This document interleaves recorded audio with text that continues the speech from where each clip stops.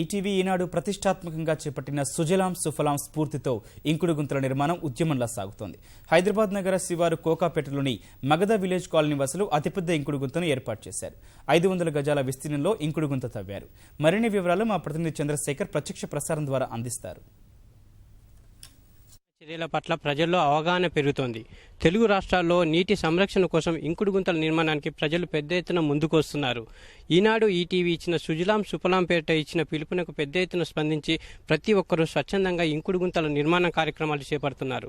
ఇటు జంట నగరాల్లోనూ కూడా ప్రతి వాడలోనూ ఇంకుడు గుంతల నిర్మాణాలకి ప్రజలు ముందుకు వస్తున్నారు. ఇప్పుడు మనం హైదరాబాద్ శివారు కోకాపేట వద్ద ఉన్న మగధ విలేజ్ అనే ప్రాంతంలో ఉన్నాము. ఇక్కడ కూడా తెలంగాణ రాష్ట్రంలోని అతిపెద్దదైన ఇంకుడు గుంత నిర్మాణానికి ఇక్కడ ప్రజలు ముందుకొచ్చారు. స్వచ్ఛందంగా తరలి వచ్చి వర్షపు నీటిని ఒడిసిపట్టేందుకు బొట్టును సంరక్షించుకునేందుకు వారంతా అడుగు ముందుకు కలిపి చెయ్యి కలిపి వారంతా ముందుకొచ్చిన పరిస్థితి ఇక్కడ మగధ విలేజ్ లో ఉంది. అయితే మొత్తం రాష్ట్రంలోనే పెద్దదైన ఇంకుడు గుంత నిర్మాణానికి ఇక్కడ వీరంతా ముందుకు రావడం ఒక గొప్ప విశేషంగానే చెప్పాలి. అయితే కాలనీవాసులంతా ఒకే మాటగా నిలబడి ఈనాడు ఈటీవీ సుజలాం సుఫలాం పేరిట జరుగుతున్న కార్యక్రమానికి స్పందించి ఈనాడు ఈటీవీ సుజలాం సుఫలాం ప్రోత్సాహంతో స్ఫూర్తితో వీరంతా ముందుకొచ్చి ఇక్కడ ఈ కార్యక్రమాన్ని చేపట్టారు.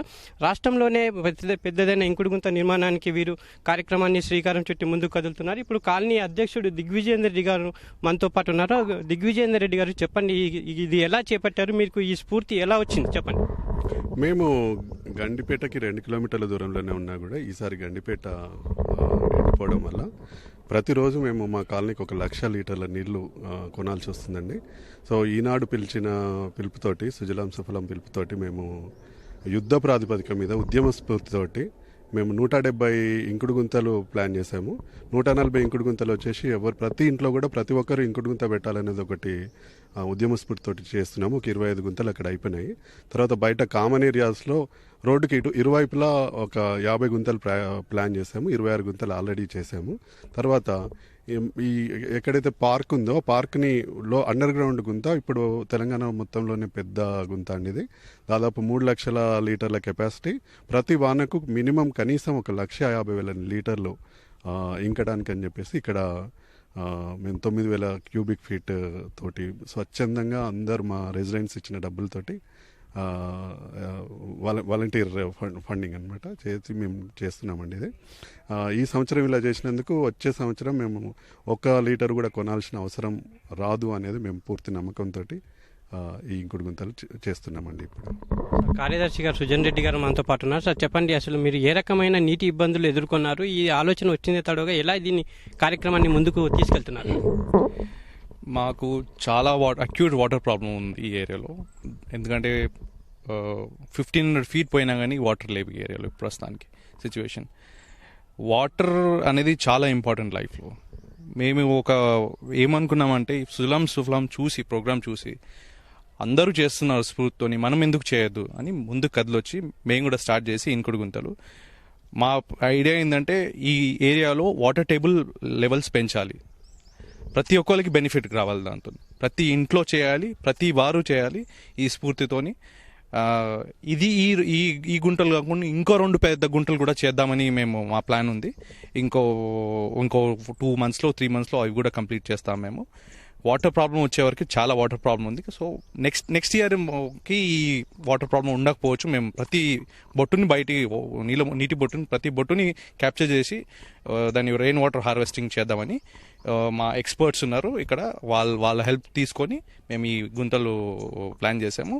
ఈ గుంత మినిమం ప్రతి వానికి 40,000 లీటర్స్ ట్యాంక్లో స్టోర్ అయ్యి దాని తర్వాత పర్ఫెక్ట్ అయ్యే ప్లాన్ అనమాట. ఇది first of unique of kind ఇది. సో ఈ స్ఫూర్తి అందరు తీసుకోవాలి, అందరూ ఇంకుడు గుంతలు చేయాలి అని మా రిక్వెస్ట్. ఇప్పుడు ఈ భారీ ఇంకుడు గుంతలతో పాటు మీ కాలనీలో కూడా ప్రస్తుతం ఉన్న ఇంకుడు గుంతలకు మరిన్ని ఇంకుడు గుంతలు పెంచి వాటి సంఖ్యను పెంచే ఆలోచన ఏమైనా ఉందా మీ దగ్గర? అది ఫస్ట్, సెకండ్, థర్డ్ 3 ఫేజెస్లో తీసుకెళ్తున్నాం దాన్ని మేము. ఫస్ట్ ఫేజు ప్రతి ఇంటికి ఒక ఇంకుడు గుంత, కామన్ ఏరియాస్లో ఇంకుడు గుంతలు. అది మా ప్రెసిడెంట్ గారు చెప్పినట్టు 50 ఇంకుడు గుంతలకి వెళ్ళి 26 ఇంకుడు గుంతలు ఆల్రెడీ కంప్లీట్ అయిపోయాయి. ఇంకో 25 చేద్దాం అనుకుంటున్నాం మేము.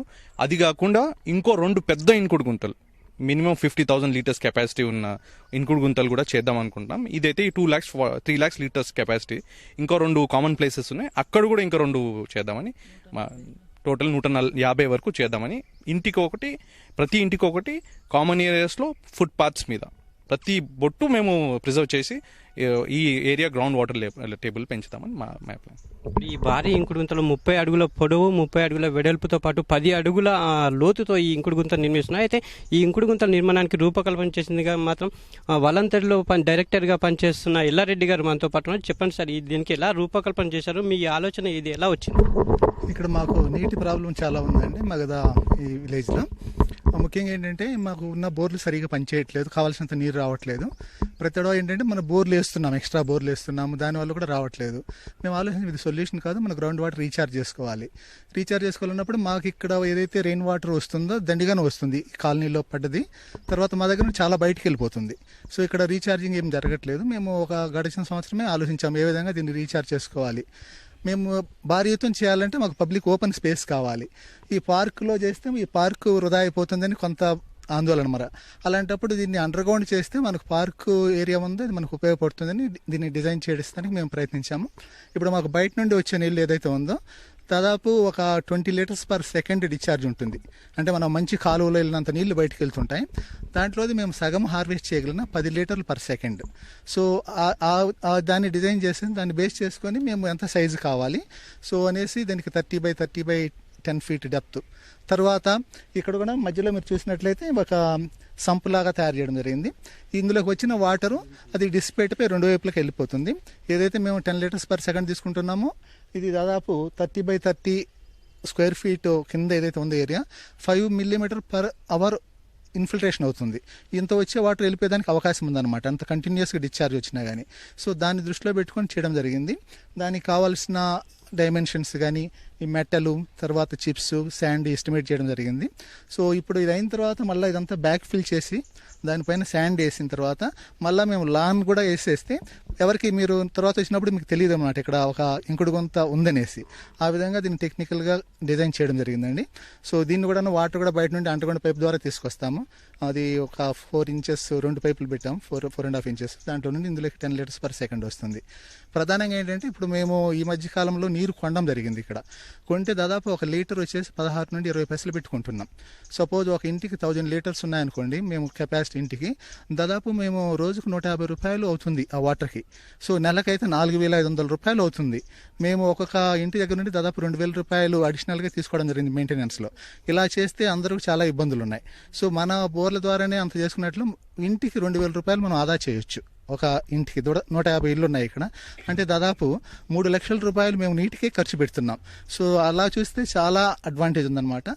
ఇది ఇక్కడే కాదు రాష్ట్రంలో, ముఖ్యంగా సిటీలో మనం ఏం చేస్తున్నాము చూస్తే ప్రతి దగ్గర బోర్లు వేయడము, గ్రౌండ్ వాటర్ పంప్ చేయడము, తర్వాత ఎండిపోగానే మళ్ళా వేయడము, ఇది సర్వసాధారణంగా జరుగుతుంది. సో దానివల్ల సొల్యూషన్స్ అంటూ రావట్లేదు. మనం ఎంత భూమిలోకి పంపిస్తామో అంతే మనం పంపు చేసుకున్నట్లయితేనే గ్రౌండ్ వాటర్ ఉంటుంది. సో అది మీరు ఈటీవీ ద్వారా కానీ ఈనాడు ద్వారా కానీ ఈరోజు ప్రభుత్వం చేసే పనులు చాలా మంచిగా ఉన్నాయి, అందరికీ ఆలోచన వస్తుంది. సో రాబోయే రోజుల్లో మనము ఇట్లా మనం చేస్తూ పోతే మనం సస్టైనబిలిటీ వస్తుంది. లేకపోతే మనం పల్లెల మీద ఆధారపడి పల్లెల్లో నీళ్ళు ఎక్కడ తీసుకొస్తున్నాం అక్కడ ఆందోళన చెందుతున్నారు. మనకు హక్కు కూడా లేదు పల్లెల నుండి నీళ్లు తెచ్చుకొని వాళ్ళని ఇబ్బంది పెట్టే హక్కు.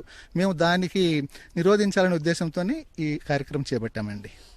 సార్ మీరు చెప్పండి, ఈ ఇంకుడు గుంతల నిర్మాణంతో భూగర్భ జలాలు ఏ మేరకు పెరుగుతాయని అనుకుంటున్నారు? పచ్చదనం ఏ మేరకు మీ కాలనీలో పెరుగుతుందని మీరు అనుకుంటున్నారు? ఈ ఇంకుడు గుంతల వల్ల నా అభిప్రాయం, మా కాలనీ మిత్రుల అభిప్రాయం కూడా తప్పకుండా ఇది మంచి పాజిటివ్ రిజల్ట్స్ వస్తాయని, అలాగే చెట్లు పెంచడం వల్ల ఇంకా అధిక వర్షాలు వచ్చి ఇంకా మనకి వాటర్ సోర్సెస్ పెరుగుతాయని చెప్పి నా నమ్మకం అండి. అలాగే మా మిత్రులు ఎన్నో విషయాలు చెప్పారు. దీనికి తోడుగానే చిన్న విషయం చెప్పదలుచుకున్నాను.